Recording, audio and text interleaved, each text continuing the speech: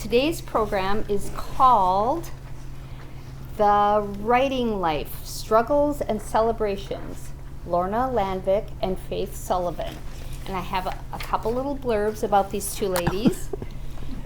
Lorna Landvik is the author of 12 novels, including the best-selling Patty Jane's House of Curl, Angry Housewives Eating Bon Bons, and Oh My Stars, which has been made into a short proof of concept film. Her latest book, Chronicles of a Radical Hag with Recipes, has just been released in paperback. Best titles, right? It's not a memoir. Also an actor, Landvik regularly performs a one-woman, all-improvised show called Party in the Rec Room. And along with her, we have Faith Sullivan, who is the author of many novels, including Gardenias, The Cape Ann, What a Woman Must Do, and most recently, Ruby and Roland. A demon gardener, flea marketer, and feeder of birds, she is also an indefatigable. I think I kind of murdered that word. Champion of literary culture and her fellow writers. Born and raised in southern Minnesota, she spent more than 20 years in New York and Los Angeles, but now lives in Minneapolis with her husband, Dan. Please help me welcome them.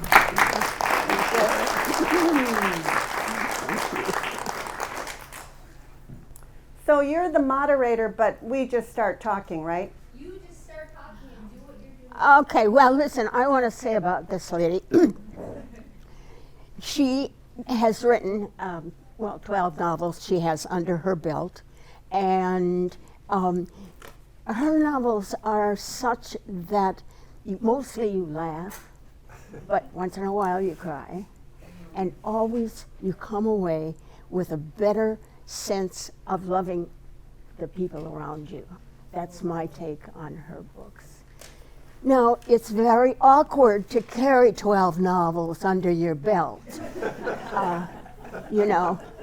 I think of poor Kent Kruger. I don't know how he does it, because there's not that bit much you can put under your belt, frankly. But anyway, this is my friend and partner here today.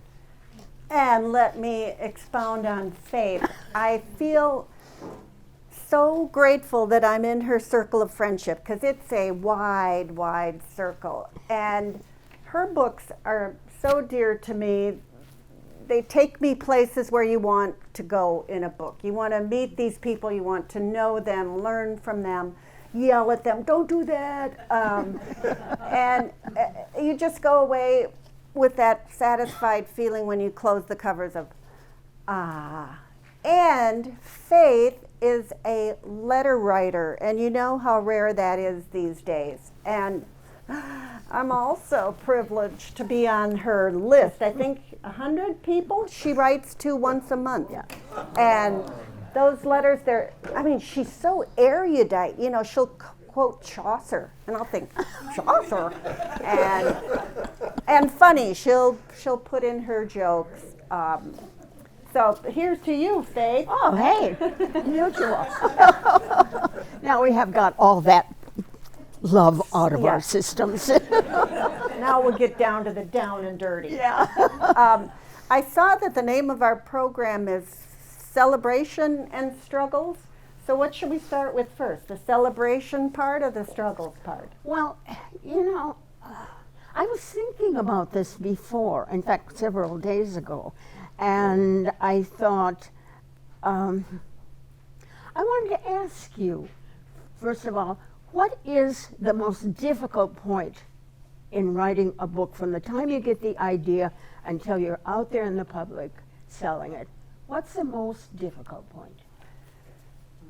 For me, the most difficult part is not the beginning, because I feel very lucky in that books come to me with the appearance of a couple characters with their names, and they're so polite, because they're often from Minnesota, that they bring the title with them. So I'm given a clue as to what to write about. So I plunge in. I never have an outline. I never know what's going to happen till I get there. And often I think I'll know where I'm headed, and the characters will totally surprise. No, we're not going. We're doing this. So I follow them there. I guess the most difficult part is when they're recalcitrant and decide, no, you take over. And then I think, what the hell am I supposed to do?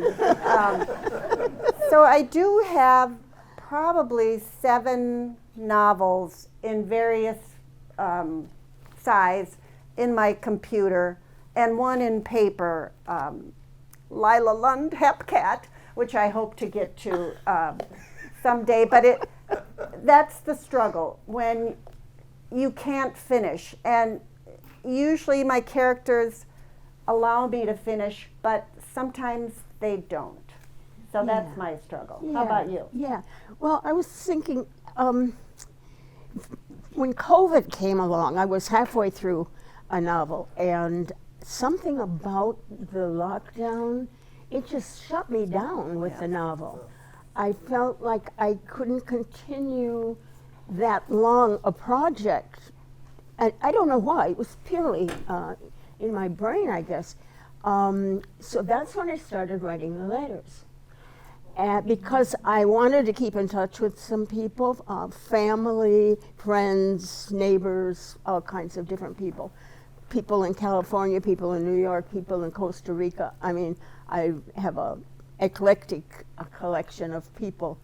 But so for me, it was COVID that really has been the biggest struggle, to get that last, what I consider at my age, my last novel written.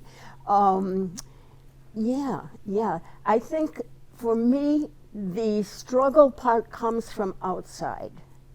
It isn't so much with the writing, although, you know, there are struggles in writing, for crying out loud. There's plenty of those when you just, what the heck, do I have to write today? You know, of course there's struggles, but the big struggles, for me, come from outside. Somebody's illness, or, you know, whatever, kind of big stuff comes your way. Do you outline your novels? No. No, I never have. You know, I've always thought that if you write a genre novel, whether it's romance or mystery or fantasy or whatever, it's probably more important to outline. I know if I tried to write a mystery, I would have to have an outline, because my mind doesn't work that beautifully, you know. So I never have written an outline. I'm sort of like you in the sense that characters come to me. They tell me vaguely the story that I'm going to write, which will change, as Lorna has suggested. It's not set in cement, but I always know what the end is going to be until I get there. And then it all changes, totally changes. Yeah, because if it isn't organic, it doesn't feel real, you know? It's how people live with one another. And this happens, and then of course that's gonna happen, and then probably this thing is gonna happen over here. So by the time you get to the end, as lovely as the ending was in your mind, yes. Oh, no. No. It's so fun to type the end, but even you're celebrating, yes, I finished, but I tend to write epilogues just because, I don't want to leave you just yet, and I like the final P.S., you know, this also happened. Yeah. I'm going to tell a little story about Faith. She's very beloved. Her books are, you know, book club perennials. And there was a woman, and a bookseller told me, and Faith has heard this, who came in, and Faith's book, The Cape Ann, is very popular. But this woman wasn't quite sure, and she said, yeah, do you have that Cape Cod by that Hope O'Malley. But Celebration, I think you should tell the story of, 'cause she has a very celebratory story of how she first got published. I think you should tell that. Oh, well, let me think. That takes memory, darling, which I'm looking right now. Yes, how I got started writing novels, or how my, Oh, well, oh, I know, yes. I had written this novel, and it was a humorous novel about a class reunion. Is this the story you mean? Lanny Merkel? Yeah, Lanny Merkel. Yeah. Repent, Lanny Merkel. And I was so dumb. I had never taken a writing class. I had never studied up what came next or agents or any of that stuff. So my husband, thankfully, was a little brighter than I, and he was writing at the Los Angeles Times. And one of his fellow writers there, who was very popular and had books come out every couple of years, said, well, if Faith would like to send her novel to my agent, I'd be happy to share his name. That is about the loveliest thing that anybody can ever do for you. So, and it doesn't happen very often. So my husband was going to New York anyway, because he was a theater critic. And he went to the agent's office and he said, well, this is my wife's novel, and Jack Smith said that you might be willing to look at it. And it's a first novel, it's humorous, and that was about it. I mean, what more is he going to say? So then he left. It was on a Friday afternoon, and just after he left, the telephone rang at the agent's desk, and it was an editor from McGraw-Hill who still published novels in those days, and she said, Artie, do you have anything over there in the way of a humorous novel? I am making up the spring lineup, and this was back in the golden age when they cared about having different kinds of things every. So anyway, I have a slot for a humorous novel and no humorous novel. He said, well, I have something on my desk that purports to be humorous. And she said, I'm so desperate, send it on over. So he sent it on over. Monday, I got a telephone call saying, this woman introducing herself and saying that, she liked the manuscript, and so she would be, they were going to buy it for $7,500. I can't tell you how wonderful those $7,500 were. So anyway, after that, she called, she said, here's how it works, and I've been indebted to that woman all my life since, because she explained how it worked. She said, I'll go through the manuscript in blue pencil, and then I'll send, and this is before you could send things back and forth, and then I'll send it to you, and you'll go through it and make the changes and send it back to me. Okay, all right, that sounded all lovely. So, maybe a week later or whenever, I got the manuscript in the mail, and I sat down at the dining room table to go through it, and, after I had turned over about 20 pages, the tears are pouring down my face. And every one of those pages had a big blue pencil like that. Oh, I didn't know that. Well, you think of the blood, sweat, and tears that went into creating those 20 pages. But, you would sell your child in order to get that first book published. So, by golly, I said, I'm going to do this, and I did it. And I'll tell you what happened. It was magic. By the time I got through with that editing process with that wonderful editor, I said, oh, this is a much better book than the one I wrote. This is a book that has a shape, not just a story, but it has a shape. And it's honed down so that the little messages get through easier, because all that verbiage, all my thinking how brilliant I was, was gone. And then they could see the dirty truth. But anyway, she was just a grand editor. If you are ever lucky enough to get that kind of editor, bless them. Don't be disappointed if you get the manuscript back and it's just a mess.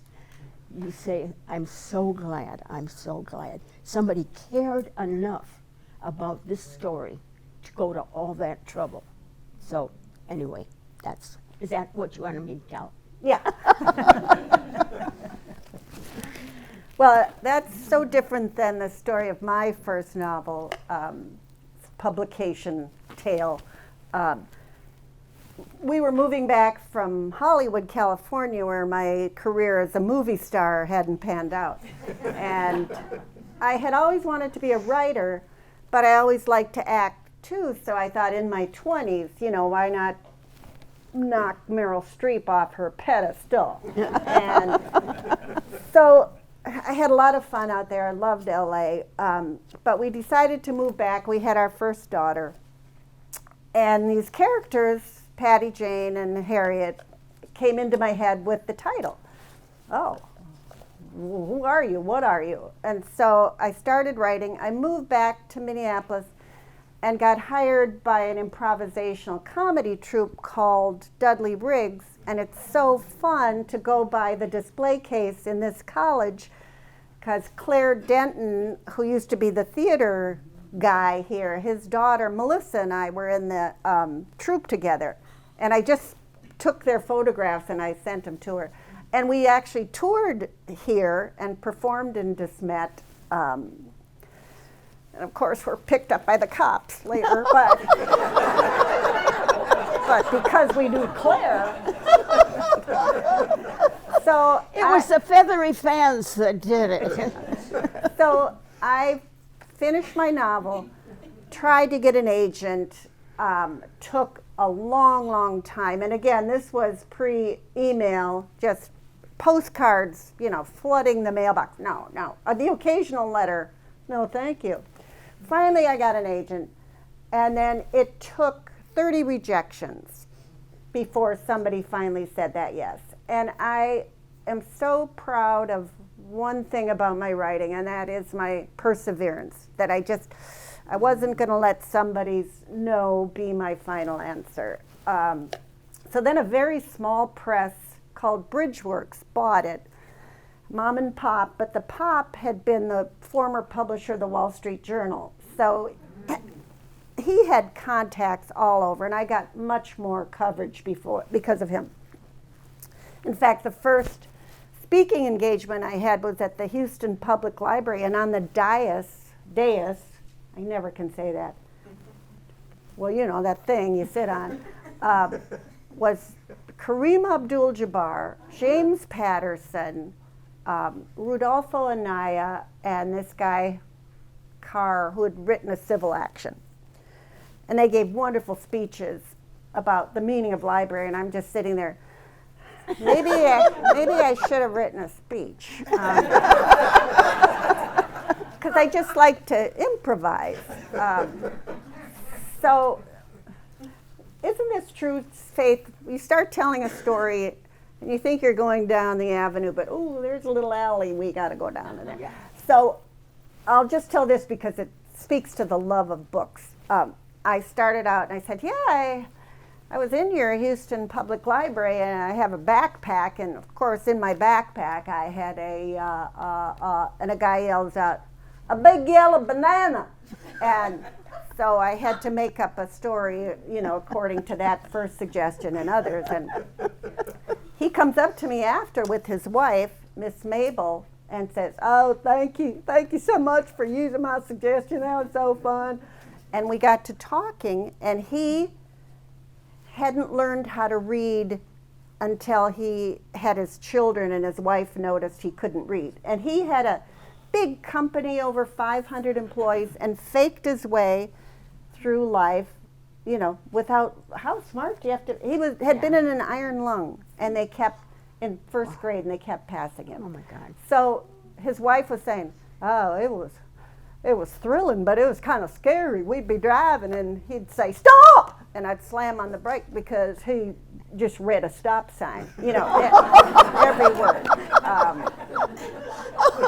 So, and I had an editor who I thought was trying to wreck my book. She would take out everything that I thought was funny and put her own take on it, and I would cry to my agent. I would say, she's wrecking my book. And my agent's advice was, just retype the pages the way you want, and we'll resubmit and see if she notices. And we did, and she didn't. So, but she was rough, you know. Editors are a whole other thing, because there are a few really good editors, and there are a lot of mediocre editors, and then there is a huge, huge number of really rotten editors. And you know, you have to, if you get a really, really bad editor, you have to pull a trick or two in order to get things past them if you possibly can. Yeah, absolutely. Because you find that you're smarter than they are, which I hardly ever find that I am, but occasionally that you are smarter than they are, and you know better than they do what is funny, or what is mysterious, or what is this or that or the other thing. It isn't like you haven't in your brain studied this to come up with it, and then they just think they can do it better. And sometimes you win those fights, and sometimes you lose. And I have a book coming out in December, and I loved my original title, which was The ABCs of Erotica. And it's about a church circle's fundraising project. And my editor said, no, you don't want to Google the word erotica in your own name, what comes up. So I fought, but I did not win that battle. And now the title sounds like a romance, but please remember it originally was The ABCs of Erotica. Yes, Now keep it's called, that in your mind. Yeah, Last Circle of Love by Jackie Collins. Yeah, right. Yeah, so. Actually, she's putting by Kent. Yeah, he's shaking it up a little bit.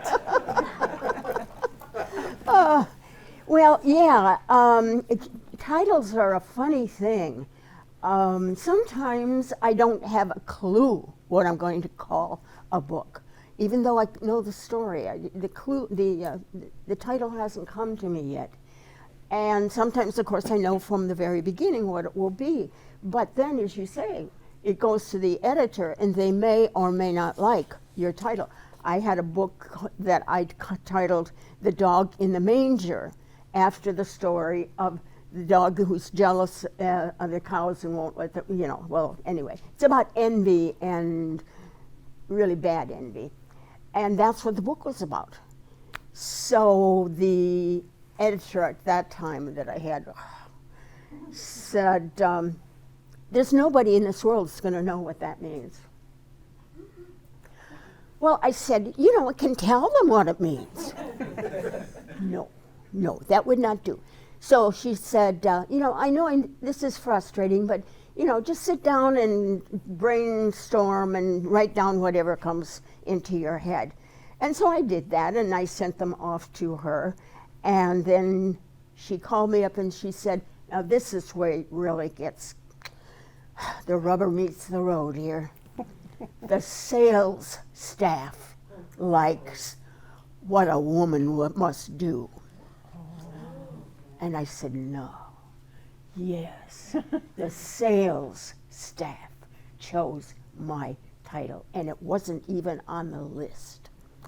So that's the dark side of publishing, one of the little dark sides.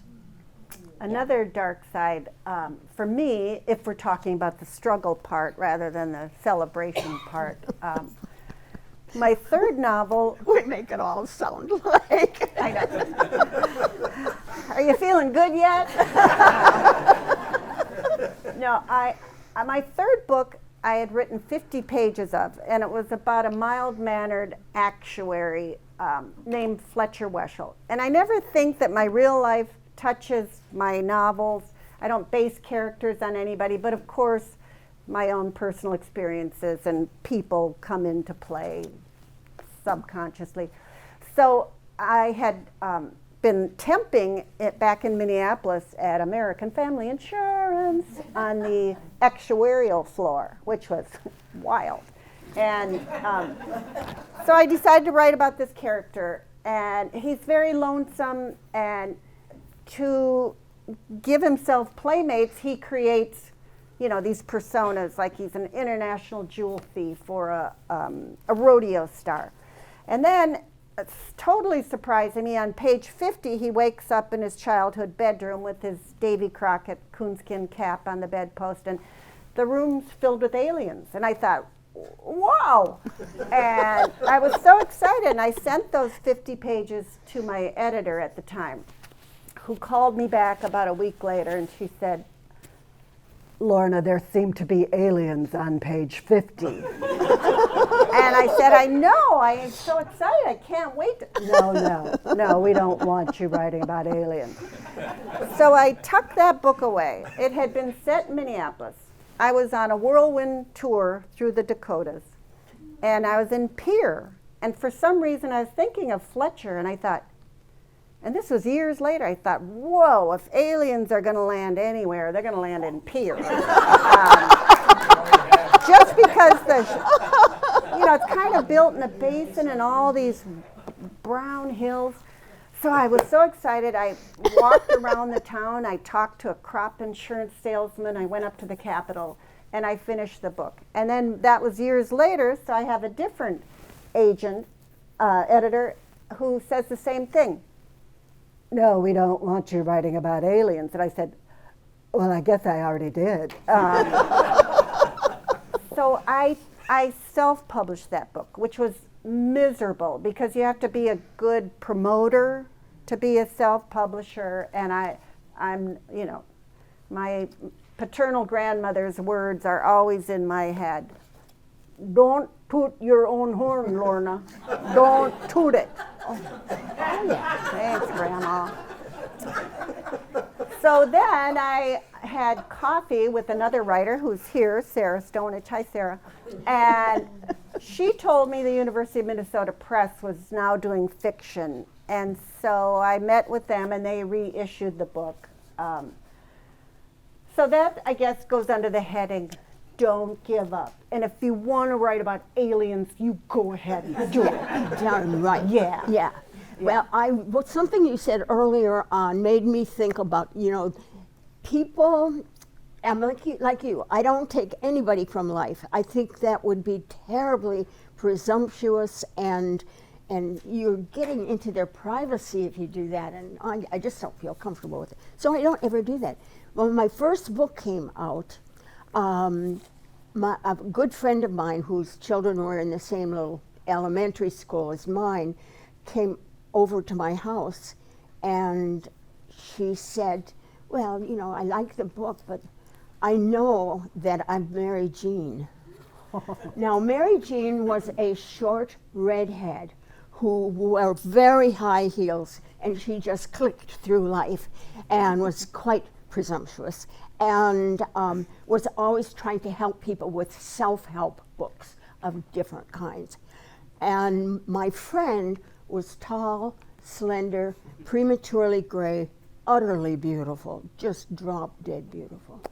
And I said, why in hell would you imagine that you were Mary Jean?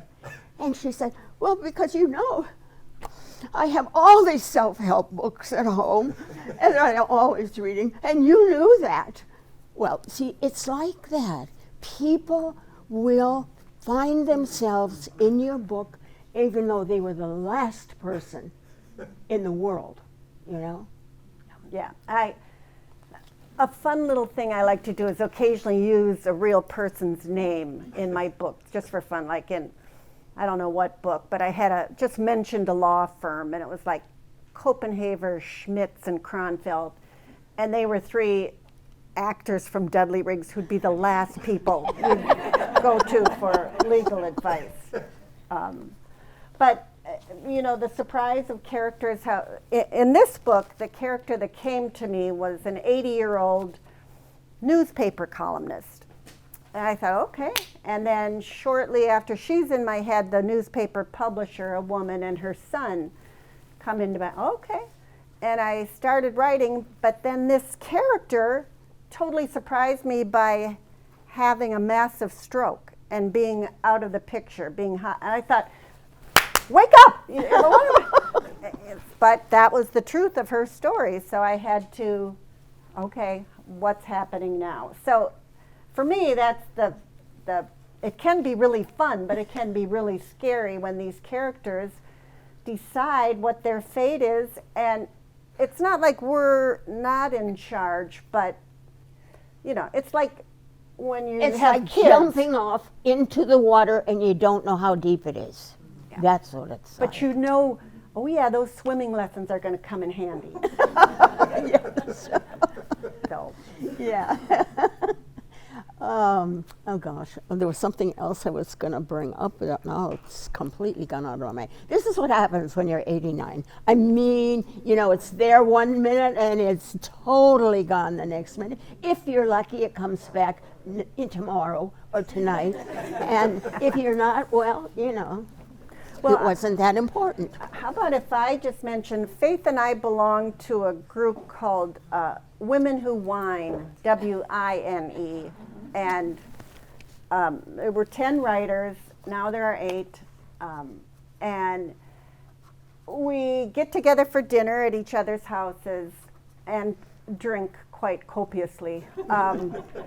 But it's so much fun, and I always like to have the Christmas party because I like to play games and I like white elephants, even though the others are, more sophisticated. Do we have to do white elephant? Because I'll get the ugliest thing that you could ever imagine putting into a household. But I remember once we made hats out of tin foil, and I'll never forget the elaborate hat you made out of tin foil.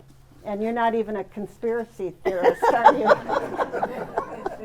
And that's neither here nor there, but it's just a little tidbit. Yeah. I find many of the writers, especially the women writers that I know, have a group of some sort. And I belonged to such a group when we lived in Los Angeles. The group was started because everybody had an Epson and they were having trouble. This is really early days. A printer? Epson printer? No, I think this was a computer. Oh, wow. And it was just like the very beginning of computers for writers. And so they decided, since so many of them had this problem with Epson, they would have a club and they would get together and help each other with that problem. And so somebody said, would you like to join? And I said, oh, I would love to join. Of course, I didn't have a computer, but I wasn't going to tell them that. So, I would join and we'd talk about agents. I mean, we would run our agent. Not I didn't do this. They did this. They would run their agent down. But I think that there is something about the writing, at least for women, I can't speak for the men, that you want to get together with each other. And what would happen is after a while, you're not talking about writing, you're not talking about any of it, you're just getting together. We have been through deaths and divorces and, children's problems, really serious children's problems, everything you can imagine. And we've been there. And Faith also has a Wednesday afternoon writers group. And so do you, when you're in the middle of a manuscript, are those members of that, do they read it? Do you No. have anybody read your work before No. you're done? I have 2 groups of Wednesday writers, one in the morning, one in the afternoon. And I mentor them, is what I say, because they all, over the years, we've been together since the Oklahoma City bombing, which is 20-some years ago. And at this point, they've published, they're kind of sophisticated people and beautiful writers. And so I just say I mentor them. But I'm there to hold it together. And it's been a little bit like Women Who Whine, but we don't drink wine. Not in the morning group, we don't drink wine. But we really do stick to our purpose. They read what they've been working on that week, and so on. We all discuss it. And when we first started these groups years and years ago, I said to them, now there are certain ground rules for a writing group. And one is that when you are critiquing somebody else's work, you start with something you like. You say, oh, I love the way you introduced Susie. That was so clever, golly. But later on I had a problem. Now maybe I'm the only one, but I did have a problem with Susie when she starts interacting with David. And now, what if you were to, do this and this and this? And sometimes they say, oh, that sounds good. And sometimes they say, I'll think about that. And darn well, of course, they're not going to do it. But that's how it works. It's really friendship, kind of, with writing. And I think that all the stories I've heard from people over the years who belong to writing groups where it wasn't like that, after a year or two, if not before, they fall apart. And every once in a while in a writing group, you will get in my afternoon group, one time we had a woman who wanted to join, and she was an attorney. She was very bright. Her writing non-literary was very good. But when she came to write a story, she didn't get it, that you needed scenes that you create for people, and you need dialogue for them, and so on. And we would suggest in the group, it wasn't just me, why don't you let them talk here instead of just explaining what's happening? She just couldn't do it. I don't know what there was in her mind, if it had anything to do with being a lawyer. I don't know. I'm not going to blame the whole legal profession. But eventually we knew that we were going to have to find a way to drop Mary. And that is not easy. When I lived in LA, I belonged to a book group where we suddenly had this problem. This woman wanted to join, and she had a degree from the Sorbonne. She was, really the goods. And the first meeting she came to, she said, well, I probably won't be here next meeting because my husband is an arms dealer and we're going to China. Oh. I don't know. That was like ice cubes raining down on the group. And we all were too chicken to say to her as we got, a little bit acquainted, this isn't going to work. We just, we're too liberal and you're too whatever. So my friend Madare called me up and she said, well, what are we going to do about Mary? And I said, another Mary. I said, there must be something about Mary. I said, I don't know, Madare, what do you think? She said, well, it's May now, okay? What if we tell her that we always stop for the summer? Oh, Madare, I think you've got it. So that's what we did. We never saw her again. I think that she decided she didn't like us that much to begin with, so yeah. Sometimes these things solve themselves. But I'm just, I don't know if any of this means anything to you or not, if you belong to a book group or you belong to a writing group or whatever, but you do run into these little problems. So you don't have anyone read your work while you're writing it? When you're done, who do you give it to? Well, I used to give it to Dan, and that's my husband, and he has dementia now, so that doesn't work out so well. I have to rely on myself, really. I don't have anybody else because for years, like 50 years, I've counted on him. He was a wonderful writer and wonderful editor. and so it was just natural that he would read my stuff. And he was so wonderful. He would say, you know, in the margin, I don't understand this place here. I just don't understand this at all. But there's no party line here. So, in other words, do what you want to do with it. He was so kind. But I got the message. So I don't know now who I would use. I don't let anyone read my work when I'm writing it either, because it changes a lot, and I figure all I have is my confidence to keep me going. But I do give it to my husband when I'm done, and he goes in the bedroom and reads it, or he says he does. And but he's not an editor, and all I want from him is to say, I love it. So he knows his part really well. And that's why we're still married. No, I think the moderator's cutting us off. Oh, Well, I just wanted to interrupt. We have about 5 minutes left, and if you wanted to, questions? Sure, questions? sure. Fire away. No Yeah, questions? there's one. Oh. So you know Lorna's book's coming out in December. Faith, do you know when your next one is coming out? I don't. I wish I could tell you because I did have to stop it, and I don't know when I'll be able to start it again at this point. Yeah. So instead, my letters are my next book, so to speak. You should compile all those in a book. Well, you know, maybe we'll see.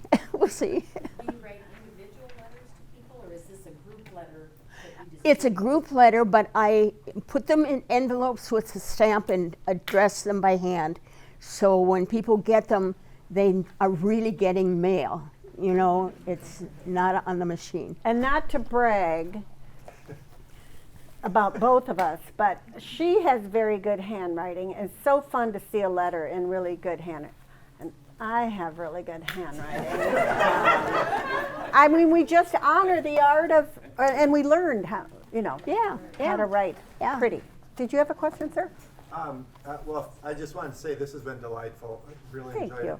But picking up on what you said about like having a group of friends and stuff, I just think it's more of a comment than a question. How important it is to have to get people together who love books. Yeah. And I mean that's what this is all about. I wouldn't miss it. You are so right on. Yeah. Yeah. There is something about people who read books and people who write books that it's a real town. It's a real place. You know when you're amongst your people, you know? Yeah. Was there a hand up over there? Or were you giving me the finger? I'm kidding. I kid. Oh, well, if you think of anything later, I was going to tell you you can, contact me online, but I'm a Luddite. I mean, in true sense. I have a cell phone I have never used, and I don't do email. I don't order from Amazon. I don't do anything online at all. So what you have to do is write me a note, put it in an envelope with a stamp, and I'll answer you. Yeah. For a young person just starting out, I have a friend whose daughter has written several novels. She's a biologist. They're science fiction. He says there's nothing that will happen until she gets an agent. Is that really the case? Now you pretty much have to have an agent. It used to be in the good old days you could submit and it would go over the transom and somebody would read, the slush pile. But now it's considered that the agent is the first line of defense. Publishers don't want to read unsolicited material. They think if it's agented, at least somebody thinks, oh, this is worthy. And it's the economics, they used to hire people whose job it would be to read the slush pile, and now... Yeah, right. Or they would get people from the English department at a university to read some of the manuscripts. I do have, excuse me, no. a story about the slush pile, and my first editor at Ballantine, her name was Lenore, now I can't even think of her name. It's age, Leona darling. Nevler. I was going to say Lenore. And she had a voice like that. And she came of age in the 40s and 50s and worked in publishing where she couldn't advance. She was a secretary. And all the men were the big editors. And she read something in a slush pile, slammed this big, heavy manuscript on her boss's desk. She says, "You have to read this tonight. We've got to make a bid on it." And it was Peyton Place. And so that really boosted her up in the world, and she started Fawcett, the imprint, and but yeah, and then the Hollywood Boulevard apartment complex I lived in was called Peyton Hall. And it did live up to Peyton Place. Well, you know, about agents, the role of an agent has changed over the decades, because nowadays, not my agent is an angel, but many agents consider themselves editors. Yeah. And they will edit your manuscript before they send it along to another editor. And sometimes, if it's a larger agency, they pass the manuscript around, and then they all get together around a table and say, "What did you think of this? What will we tell her to change in this?" I mean, that's editing by committee, and I Yeah. think it's dreadful. I think it's I just agree. dreadful. Yeah. So, Is that it? Shall we wrap it up? I think we should. I think we'd all like to stay, but I think we have to call it to an end. Thank you. well, another day. Another day. Yes. Thank you for coming. Thank you. Thank you. Thank you.